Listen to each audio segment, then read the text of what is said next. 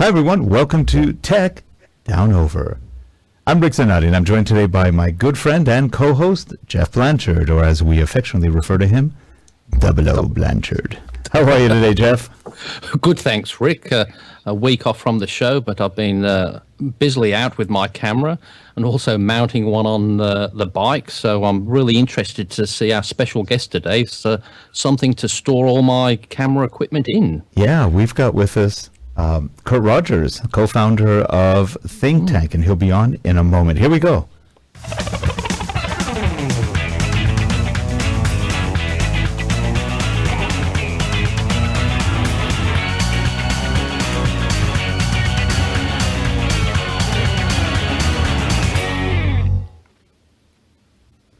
And we're back. Well, today we've got with us someone that I didn't know personally before. I'm glad we're meeting him now, but I've been a big fan of his company and the products they do. In fact, let's just start. We'll introduce him in a second. This is what they do. Well, it's one of the things they do. They do many things, but this is one of their biggest and best bags. I love it. And I've traveled through many airport securities with these, and they get in right away. The TSA bags, they get in, they're fast. I've never been stopped since I've actually gotten one of these bags, believe it or not. If I carry equipment in my other bag, oh my God, it's painful. But with these bags, I get right through. Not an issue. Well, we've got with us today Kurt Rogers. He is one of the co-founders of Think Tank.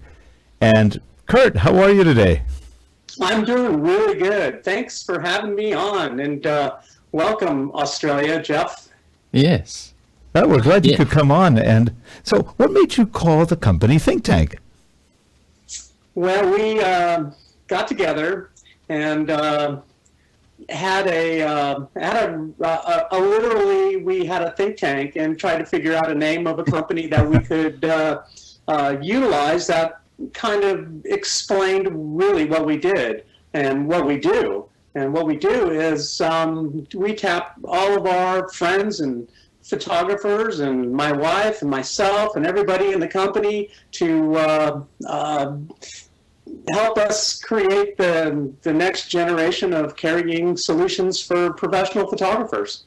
And I can tell you are a photojournalist. You've been a photojournalist for a long time. You work with, I think, was the San Francisco, was it Chronicle?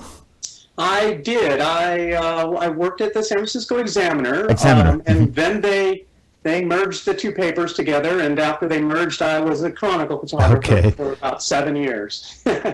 That's great. And you know, if you're not familiar with photojournalism, you get a lot of experience taking pictures and everything else when you're a photojournalist. Did you mainly do photos, or did you also do video? When I was working at the newspapers, it was only stills. Okay. So I basically started in 1980 at the San Francisco Examiner after moving from other newspapers in the area to that particular newspapers. I also worked in magazines before that. I did a lot of sporting type things, water skiing and windsurfing and sport fishing and along that line. That sounds great. So as Sorry, Jeff. I assume, Kate, that with being a photojournalist, that's one of the big reasons why you got into creating the bag line, because a lot of the things probably back then you didn't have too many options. We just had whopping great big bags to put things in, but not anything with some great design. Would that be the case? Well, absolutely. What happened? It just kind of happened after years of not having exactly what we wanted.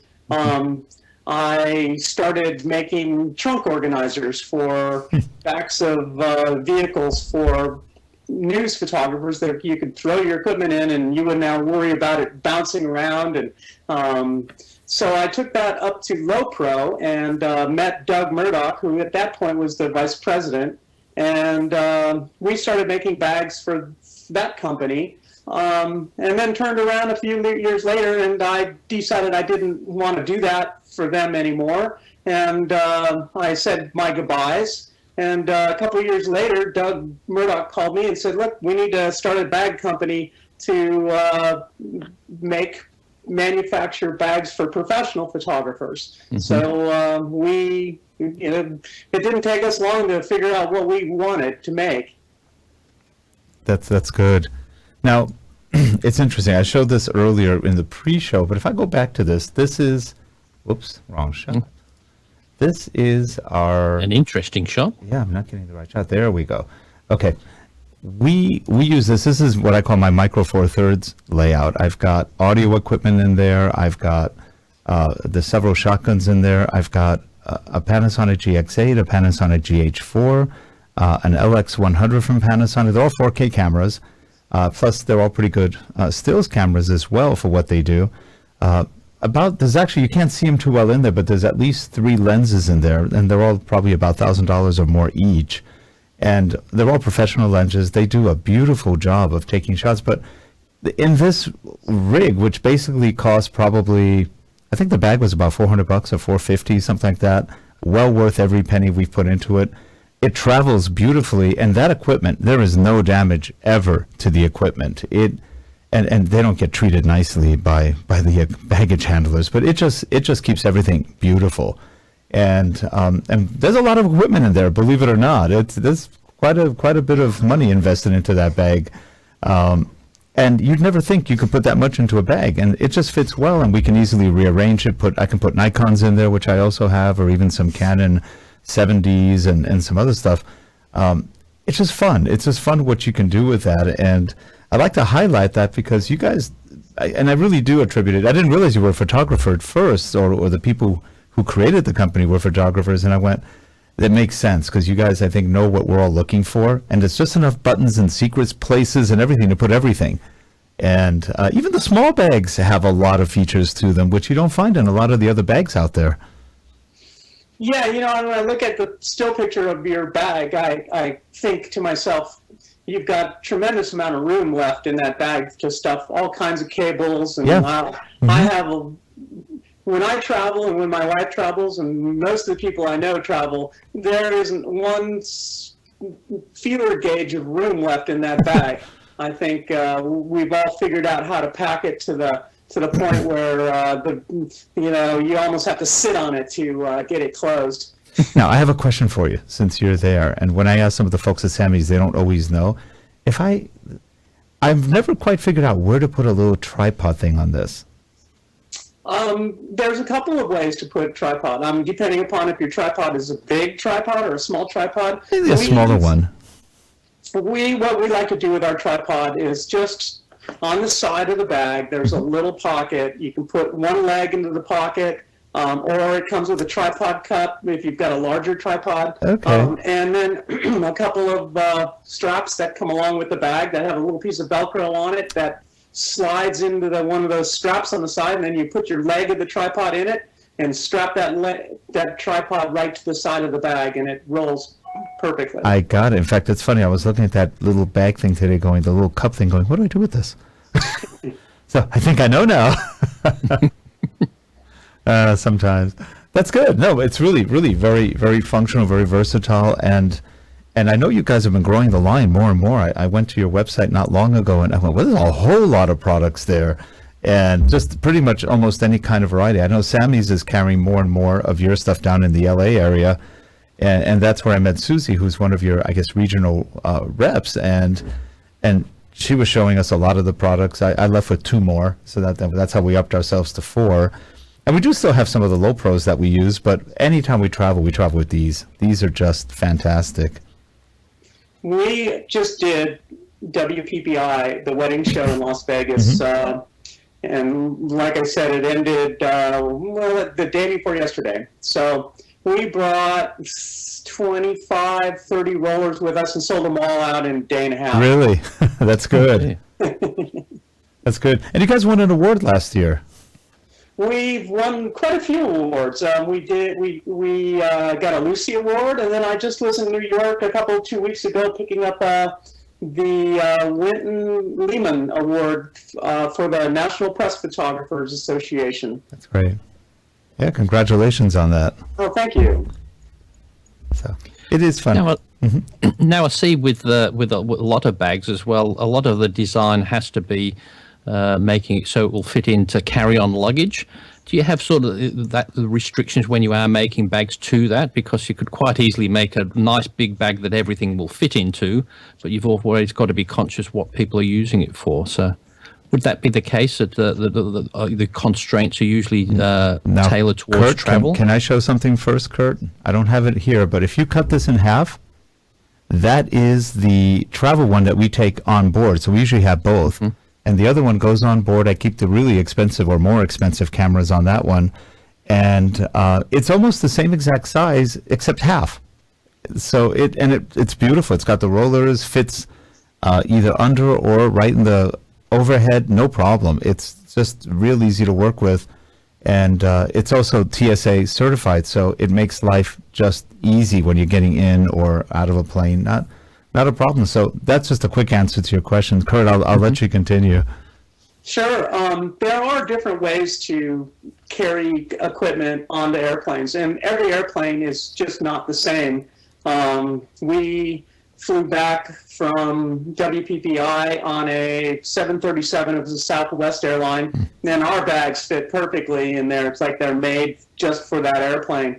And they also fit, I take a shapeshifter and a roller, so I will probably travel with one of our Airport Internationals, which is a little bit smaller than the bag, the airport security that you're showing, but they both travel very well. And the key to traveling these days is to have less is more. I mean, you really don't need that every single piece of equipment that you've ever owned. And so you have to teach yourself how to travel with the most minimal amount of equipment. I mean, I know that there's times when you need different, microphones and shotgun mics and, recording devices and cables, and, you don't want to forget essentially everything you've got, card readers, that it just goes on and on and on, the things you need when you're out of town.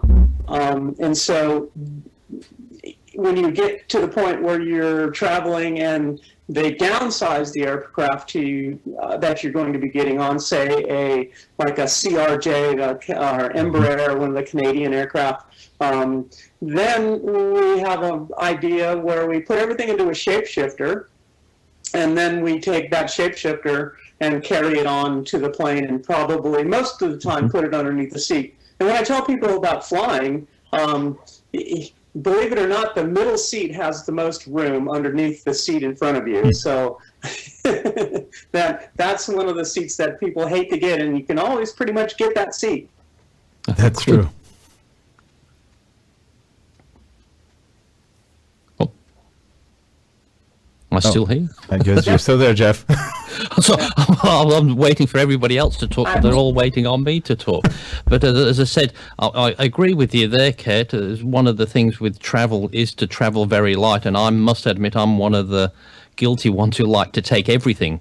But when I do heed the advice of somebody like yourself and get a decent case with what I do need, I get more out of my photography than when I do take too much. Because you just too much time fiddling around with what do I use. But having just that right case does help, because it encourages you to put all the things in the right place and just take what you need on a trip. Correct. It is such a hard thing to, once you get to your shoot, you're usually frantic trying to put together whatever camera if you're shooting video, then you need audio, you need all this, and usually never have enough time to get it all together perfectly the way you wanted it to do. So I always recommend less is more. Yeah, it's actually good advice, because it's so easy to want to carry everything, and you don't need to. I mean, the bag you're seeing, that's only when we're doing probably a video shoot or something else where we want to take more, because on that one, rather than have to rent it, we bring it with us. It's real easy. But when I usually travel by myself or just for a small shoot we're doing or personal stuff, I tend to bring the smaller one, which is half that size, and I carry usually either the GH4 or a Nikon D750, and that's about all I need. And maybe a microphone, though usually it depends. I'm not doing interviews at that. I don't really need it. And these things are just great, and they get, like I said, they're easy to drive or walk around with, and not a problem. Now, part of your line, you do you have differences for video and or the photo line? Are there any major differences, or can they all be fitted to each one? Well, cameras and video cameras these days are getting to the point where they've all got about the same shape. Mm-hmm. So, I mean, if you're shooting Canon or Nikon, or even, let's just say, C300 or even a Red, it all basically has the same shape. And so we are able to compartmentalize these bags to the point where you're able to carry this, it's good to break them down, but some people don't. Some people use, put their lenses and put their rig together and throw it in the bag and go that way. Yeah, that's pretty good. What's the biggest bag you have? The biggest bag we have is called the Production Manager 50, and it's 50 inches. 50 inches, nice. Yeah, so it's we just showed it at the WPPI in Las Vegas for the first time, and it will be out in midsummer. Oh, good. So it's coming out soon. Yes, and it's a very large bag. It will hold light stands, and mostly it's a still lighting case. We had a lot of photographers asking for a bag that they could throw multiple heads in, light stands, and it's not for checking. It's basically it's around the town kind of a bag. Right. I think we lost Jeff somewhere in the bandwidth. I just noticed that he's being called again. So that sounds good. So that's going to come out sometime in the summer? Yes, it actually probably, I want to say May, June, July, probably around July or August. Great, that sounds fun. I will probably get one of those because we sometimes do shoots where we want to have everything in a, that can fit in a van in a run and gun situation. And we put all sorts of stuff in it. I'm amazed what we can get in a van, 4 people plus a lot of gear. And it just works fun. And that's the kind of bags that we used to get, but they weren't really designed that much for the kind of equipment we had. So they were really kind of kludgy in the way that we dealt with them. And so as a result, we don't really do those that much anymore. We tend to carry your bags, and then so we have light stands and stuff like that. We'll put them in the C-stand boxes and things like that if we have to, or cases. And those are good, but it's nice to have things in one big, huge bag. And people go, why do you want a big, huge bag? Because it all fits. It's wonderful. When you're traveling especially, you don't have to worry about it. A lot of times, photographers, and especially still photographers that are moving around to different various venues, they want to carry everything in one bag or 2 bags. Yep. And then you don't need to have as many assistants. You don't have to make multiple trips back and forth to your car or vehicle or whatever van you're using. And that really saves a lot of time, especially if you're working in a big city where there's no parking and things like that. Mm-hmm. Like New York. Oh, yeah, absolutely. Yeah, I did some shooting in New York recently with the Nikon, and I basically had one of your bags kind of as almost like a backpack on me, and it was great. It was really easy to carry everything. I probably had about maybe total weight was only about 20, 25 pounds, but it was easy. Didn't feel it. And that part was good. I have a question for you. What do you like to shoot with? What kind of cameras do you shoot with still? I am a Leica still shooter. Okay. I still love my Leica with the 21. I like to work. I was a street photographer forever, and yeah. I still like working really close and really wide. Yep. That sounds nice. It's funny. I've been buying the Leica, Panasonic Leica lenses. Like the one I really love is my 42.5 millimeter. It's a micro four thirds lens, but oh my gosh, that thing has some of the best bokeh around, and it's only about maybe £1.5 lens for what you get. 42.5 millimeters, super wide, f1.2. It's beautiful. I just love that one. It's actually one of my absolute favorite lenses, and it competes pretty well against any of the bigger Canon ones I have, or Nikon ones for that matter. Yeah, it's kind of fun. Though Leica makes beautiful lenses. Their glass is great. I've just always been amazed at the contrast that the lenses have. Yes. I also shoot Canon. Canon, I have about, I think, 4 5D Mark II and 3s. Okay. Yeah. My wife shoots Nikon, and so we've been kind of comparing the fact that some Nikon cameras and lenses kind of outperform the Canon. Lately, they're doing that. I know I have the Nikon D750 and I have an A10, and I know other people who are professional photographers, and they pretty much, on the whole, say that the Nikons are outperforming the Canons. Tony Northrup was on recently on the show, and he was saying that they've moved almost entirely to Nikon now from Canon. They still use GH4s for video and stuff, but they like their Nikons, the dynamic range, and they're also not always using entirely Nikon lenses. They're using, like what I'm using, the Tamrons, and I have a Tamron 35mm, which is really a nice lens, and it wasn't even that it's like a $700 lens, which was not bad for what you get.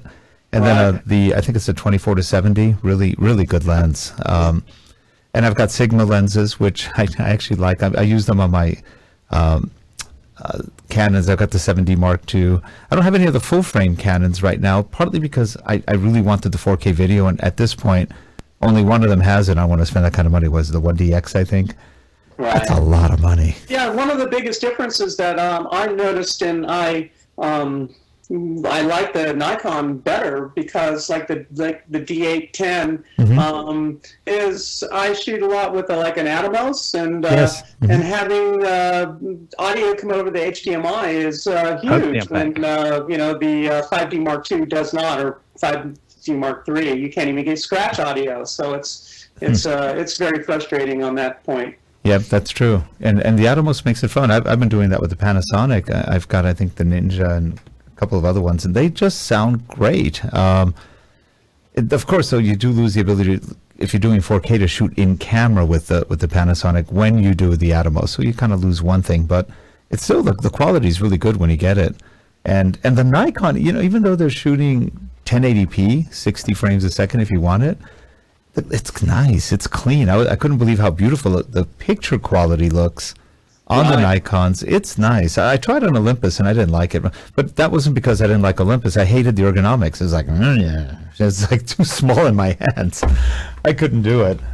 I'm not even that large, but it was like, this is not comfortable. And I find the Panasonic's ergonomically pretty good, probably better than both the Canon and the Nikons, which is kind of odd. And then, now there is rumor that the Canon 4D, I guess, is coming out. Oh, actually, no, I'm sorry, 5D Mark IV is coming out. And that looks like it might be promising. And they're talking it's going to have 4K and others. I don't know. It's all rumors right now. But that would be nice. That might be a step in the right direction for Canon. I'm probably one of the few people I know that bought a C100 and returned it a week later. I didn't like it. It was too much of a workflow issue. I had to spend way too much time on that, and I wasn't all that impressed. It was good, but it didn't do it for me. It's funny, and they're looking at me, and Sammy's like, the C100, though, is a great camera, but it takes a lot to work it. It's not one for the faint-hearted. If you want to set up a lot of things, you can get great shots out of it, but you really do have to work at it, whereas some of the Panasonics, like the HCX 1000, is nowhere near in the class of the Panasonic, of the Canon, but it's a much easier one to work around. You still got a lot of manual controls on it. Well, even the other Canons, like the XA25s and now the 30 and 35, they're easy to work. The C100 was, to me, a little trickier. Plus, I don't have good eyes, so I'm looking at it going, it's all gray. I can't read gray. So it was absolutely. I was just looking at the Red Raven over the weekend, and looking at that camera and thinking that, well, the price point of being around $10,000 is a real, you could get into that camera and sell 3 or 4 of your 5D Mark IIs and be into that camera. Yeah, I was looking at some of the Blackmagic production cameras, and they're interesting, but they require a lot of work again, and even hardware issues and battery and power. They're nice, but they're not really as easy to use. And most of the shooting we do tends to be interview style stuff. We don't need anything that complex or that difficult. And when I shoot like street photography, it's good enough with what we have. It looks really good, actually. So, and I know you mentioned that you're a street photographer. I find that the most fun kind of photography on earth.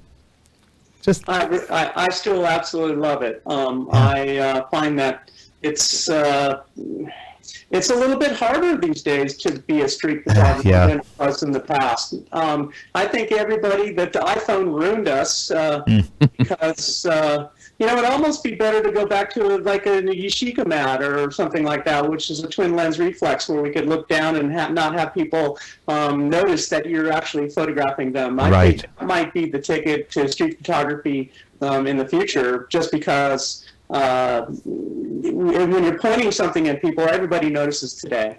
Yep, that's true. But wouldn't you say, Kate, though, with you saying that, what I find, though, is I can stand there pointing my iPhone at somebody for 10 minutes and take a picture. Nobody will say a thing. But if I get my Canon out, they'll say, what are you doing? But I can take a video for 20 minutes with my iPhone. But if I get my camera out and doing that, people seem to... It just seems to be very discriminating against a proper photographer, because people are still getting the shots in the same places, but without the quality of the cameras. But I found that the other week I had visitors from overseas coming to Melbourne, and it's a great way of learning what's in your own city. And with you saying being a street photographer, I did a bike tour around Melbourne and found there was a great... area where there's a whole block where the council have allowed all the graffiti artists to go whatever they want, and it's just fantastic the art quality you get from and some of the the photos you get from there. So it's just fantastic. Yeah, one of the other things that have been intriguing for me is the fact that people are shooting 4K and then cropping into vertical and having these beautiful videos on the iPhone. Yeah. And looking at them as vertical videos, which was like, I think, half a year ago, it probably was taboo, and now it's coming around. Now, you live in the San Francisco area. I think you live in the San Francisco area. That's correct. Do people even care if you're doing street photography? I'll never forget, there was a story of William Shatner and Leonard Nimoy when they filmed one of the Star Trek movies, the Save the Whales movie, and they were running around. Nimoy's in a white robe and a headband, and Shatner's just running around with his little Admiral uniform, and people just totally ignored them. It's like, what? Who are these? Nothing abnormal here. And I was thinking, as a street photographer in San Francisco, I wonder... Have you noticed any, and do people really notice that much, or are they still like, hey, wait, not a picture, not a photo? San Francisco is a great place to just shoot, because I think everybody is so into whatever they're doing, they're not paying attention to you. Okay. And you're able to, there's a lot of characters in the city. Yeah. And so it's just it's a very friendly place to shoot. Okay. As long as you stay, even if you go into the tour, the Pier 39s and the, you can walk over, every time I drive over the Golden Gate Bridge, there's probably 600 people taking pictures. Oh, wow. That's pretty good. Yeah, because I've been there. I've taken some pictures, but it's been a long time. I never really tried with some of the new equipment I have. And I was thinking, and plus it's a beautiful city. There's so many different landscapes and so many places. And there's always people walking, which in LA, that's not good. You want street pictures in LA. It's like, can you find anybody who's walking? It's you have to go to certain areas, and other than that, nobody walks. But over there, it's great. There's a lot of activity. It's kind of like New York that way, and it's just a lot of fun. Even in New York, they don't really pay much attention to you. They may look at you for a second and go, bah, not a mugger, leave me alone. I'm at the point of walking to, when I was a staffer at the paper, I made it a point to walk to lots of assignments and it was you can walk San Francisco pretty quickly. Even from where our office was down on 5th and Mission, you could walk, up into Union Square, Chinatown, all the way over to the other side without any problem at all. In 15 minutes later, you're there. So it was always good for that kind of street photography. Yeah, that sounds fun, and it keeps you in good health while you're at it. Now, Kate, with the your great range of bags and that, are you going to be attending NAB this year? We are going to have a booth at NAB. Cool. I thought that was the ideal place for you to go, because that's one of the things where you find all the latest and greatest things. And you don't have to be in the broadcasting thing to get a lot out of that, because a lot of people are tending towards quality equipment these days, and spending a little bit more even for the enthusiast. Absolutely. NAB is such a it's the candy store of all candy stores for anybody that is wanting to do video or video production, or even ENG television. It's just everything is there in under one roof, and the quality of people that you get to talk to during the day is just different from, let's say, other still types of shows that we do normally. Yes, because there's such a great range from there. I know I would love to be there for 1 year, but it's such a big show. It can go from showing the smallest of Canon cameras to I don't know how many $1 million helicopter to shoot from. Absolutely. We do a show called Cinegear also, which is down on the Paramount lot down in Los Angeles, and it is just a blast to be down there on the Paramount lot, and the show goes into the evening, and they light it. It's just beautiful, and it's just got such a great feel. I've never been to that show. That sounds like a fun one to go to.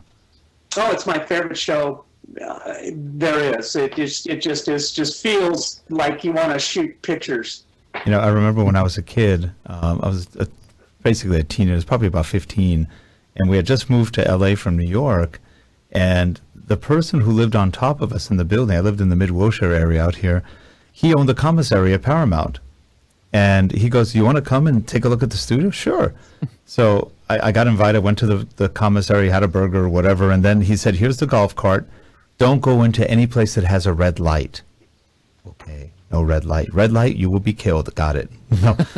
But I went into all sorts of, where they filmed Star Trek. They had the big bath where the old original ship was. They weren't filming by then, but it was still left over. Love American Style, Mod Squad. I got to see how they were filming all of those shows. It was actually a lot of fun back then. And it was a really cool studio. So I got to check that out, because Cinegear sounds like a really fun show in a cool place, like you said. Yeah, the cool factor, it really truly has the cool factor. It's just, I would go there just to walk it if we weren't even showing, but it's a special place. That's good. So which of your bags right now would you consider the most popular? I would say our most popular bag is our Airport International, okay, which is the international carry-on size. It'll fly domestically on pretty much any aircraft. It'll fit straight in. You don't have to put it sideways. And it goes in, and you don't even have to worry at all about it ever. I think that's one of the ones I got recently with Susie. I just haven't used it yet in terms of travel, but I will definitely keep that one in mind. It was a nice bag. And it was just, like you said, just a little bit smaller, but it had a lot of compartments, and it had some, if I recall correctly, there was different ways you can get into it that I thought was kind of cool to get equipment out. Yeah, I did notice you also had a few range of like camera straps and that holsters to put on you, so you can attach multiple cameras to you as well. Yes, we do. We have different types of belt systems, and you can mix and match what kind of bags you want to put on those. And so there's a real definite, some people like, personally, I like to have my bags go flat, and I don't like any padding, but that's just me. I've been a photographer for quite a few years, and when I'm not actually carrying something in a bag, I want it to not be there. So I really like our bags that are skin pouches that go completely flat, that don't have any padding. I gotta take a look at some of those. Yes, but that's what I found a lot is the thing. People when they are doing their photography, the case is important, but not, when you are using the camera, you don't want it to be taking up too much room either, because when you're out and about, you're not putting your camera in and out of your case. Well, if you are, you're usually missing out on the photography part of the journey. And I think cameras are a bit more sturdy than people really give them credit for. Oh, absolutely. I really am a believer of, now this might sound kind of counterproductive to somebody that owns a camera bag company, but if you're going to go out and take photographs or be a street photographer or run around with camera bags, I'm a believer of having your camera out and whatever other lens or whatever you need in your bag, an extra battery, or carry that around. But if I ever put a camera in a bag, then I'm going to put it away. Yes. Yep. And that's the thing. You want to put it in a bag, and when it is in there, it's safe, and that's what your bags are great for doing that. And when you're out and about, your camera's out there, so it's just open to the elements. But I do find people more worried about scratching the front of the lens than actually taking care of the dust that's going in there, because that causes more problems than scratches on your lenses anyway. Oh yeah, absolutely. I really believe that you just need to be out there and shooting. So there's a way to think about it. As if you're wine drinkers, everybody likes to decanter their wine before they drink it. So if you've got all your gear in a airport security or airport international, even one of our production managers, we make the 30, the 40, and now the 50. Once you get to wherever you're going, take whatever you need out and carry another, maybe a shoulder bag or something else that you can walk around with. But you don't need to carry every single filter that's been ever made for street photography, or even shooting a fashion shoot, or even at Think Tank we do these little how-to videos, and they turn into this little teeny, couple-minute videos on our website, and less is more. Just a camera and a microphone and good audio, and I edit them in Premiere, and so it just cruises along pretty well. Now there's a guy, I think the podcast is called Robert's London. It's on YouTube. And he films with pretty small, either Sony's, or I think it's mostly Sony, like RX10 or something like that.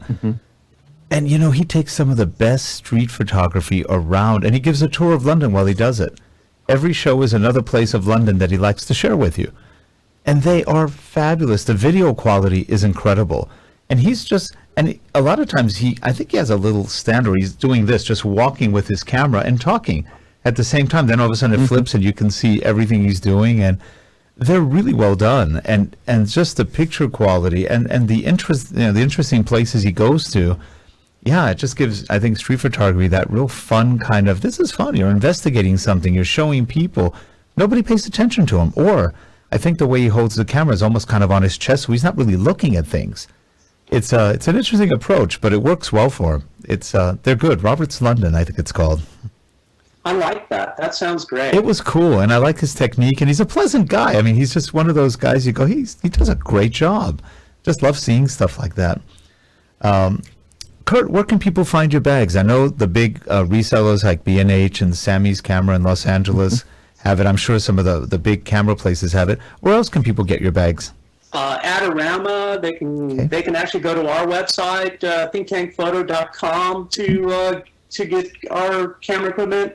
They also can go to, we're at the point now where we're almost in every little mom and pop camera store throughout the country. Oh, great. Okay. They might not have everything we have. There's Keebler and Shuckett in Palo Alto. There's Bear Images down there. There's we even have a little camera store up where I live here and up in San Anselmo that has a few things that we offer. So it's an interesting. That's great. That's great. So you are getting out there, and I know Amazon carries a whole stock too. That's another place you can get them. So yeah. That's absolutely great. And I'll tell you, as a customer, he is not paying me to say this. I love the bags, and I don't buy things I don't like, and so far I've got 4, And we're already thinking, oh, now you got those production things. I didn't know about those because they didn't have them at Sammy's. So I would have gotten probably 2 of those right up front. So next time I got to hassle them, I'll go, why don't you show me the big bags? But they're great. They're really good. I have nothing but good things to say. And I carry mine literally every day from work to home. Even if I'm not shooting that day, I just bring them in and out. Just practice. I said, even carrying the gear, even though you think might be a kind of crazy thing, practice carrying it. Do it every day. Get used to it. So when you really have to carry it, it's not that heavy. True. We're going to have to get you some roller flare. Have you heard about that? No. Well, we came out. You can see it on our website, but we came up with 4 different colored wheels that are replaceable for our Airport International, and they will go onto the airport security. Actually, they'll go all the way up to the airport or the production manager 40. You can put the roller flare on, and so it's got a handle that comes. You wrap it around the handle. It comes different colors. So there's blue, red, orange, and green. And so a lot of people have been, pimping out their bag in different colors these days. I like that because also when you're going, if you check the bag in for any odd reason, it's easy to spot it afterwards. It really is. That's cool. Like that. Yeah, half the time I go, which one's my bag? They're all black. I don't. Yeah, so my wife has red and I have blue. So I love it. I can just see exactly what bag I need to go grab. That's actually great. I love that. Well, anyway, Kurt, it's been an absolute pleasure having you on. We wish you and the company just infinite success. You guys are doing a great job out there for us as photographers and videographers. To me, it makes my life easy. And anything that makes my life easier is so appreciated. It's not even funny. And you guys do just a wonderful job. They're great bags. I mean, they're solid. If you don't have one, you're missing out. Trust me. I've had a lot of different bags. These are the best I've ever had. So thank you much, Kurt, for the work you do and the company you have. I know I'm just one of many who appreciate the work you guys do. And Jeff, I don't know if you have any of them yet, but they're good. I was just going to say, it's the good products travel well, so they are available in shops here in Australia as well. So it's always good because quality always shines through. So as I said, no matter what people say about, if you got somebody's got a bag and it's a good quality, people will go for it. And I know I don't have one yet, but I've seen yours in person, Rick, and I was very impressed with the quality of them and just how they just do everything you want them to do. Yeah. I mean, like I have a lot of gear in that big one, and just one last look at it, but that's a lot of gear. It doesn't. This is actually a pretty large bag. It's not a small one. There's 3 cameras, and mind you, they're micro Four Thirds cameras, but the GH4 is big enough. That's right in the middle over there, and lenses and everything else. And I have the bigger 70 to 200 lenses I can put in here, and they look. I mean, they fit fine. I've got in that corner on the bottom. There's at least 2 shotguns in there. And they just fit perfect. And these are, the typical Rode or Sennheiser shotguns, and they fit beautifully in there. So, yeah, good stuff. It just works really, really well. Now, do you know what my wish list is for a bag? I made one up not long back because I was testing 2 cameras.